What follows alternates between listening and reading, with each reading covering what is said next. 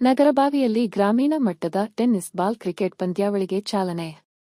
ಜೋಯಿಡಾ ತಾಲೂಕಿನ ಜೋಯಿಡಾ ಗ್ರಾಮ ಪಂಚಾಯತ ವ್ಯಾಪ್ತಿಯ ನಗರಬಾವಿಯಲ್ಲಿ ಸತತ 32ನೇ ವರ್ಷದ ಶ್ರೀ ರಾಮಲಿಂಗ ಎನ್ಎನ್ಎಸ್ ಕ್ರಿಕೆಟ್ ಕ್ಲಬ್ ಹಾಗೂ ಸಮಸ್ತ ಊರ ನಾಗರಿಕರ ಸಂಯುಕ್ತ ಆಶ್ರಯದಲ್ಲಿ ಸಂಕ್ರಾಂತಿ ಹಬ್ಬದ ಪ್ರಯುಕ್ತ ದಿನಾಂಕ 14 ಜನವರಿ 2026 ಬುಧವಾರ ಆಹ್ವಾನಿತ ತಂಡಗಳ ಗ್ರಾಮೀಣ ಟೆನ್ನಿಸ್ ಬಾಲ್ ಕ್ರಿಕೆಟ್ ಪಂದ್ಯಾವಳಿಗೆ ನಗರಬಾವಿಯ ಕ್ರೀಡಾಂಗಣದಲ್ಲಿ ಚಾಲನೆ ನೀಡಲಾಯಿತು.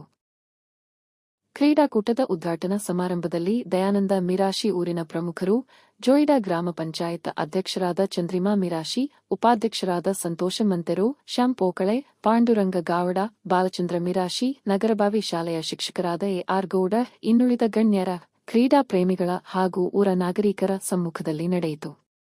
ಕ್ರೀಡಾಕೂಟದಲ್ಲಿ ಭಾಗವಹಿಸುವ ಕ್ರೀಡಾ ಆಟಗಾರರಿಗೆ ಹಾಗೂ ಕ್ರೀಡಾಭಿಮಾನಿಗಳಿಗೆ ಸಂಘಟಕರಿಂದ ಮಧ್ಯಾಹ್ನದ ಭೋಜನದ ವ್ಯವಸ್ಥೆ ಇರುತ್ತದೆ ಎಂದು ಸಂಘಟಕರು ತಿಳಿಸಿರುತ್ತಾರೆ.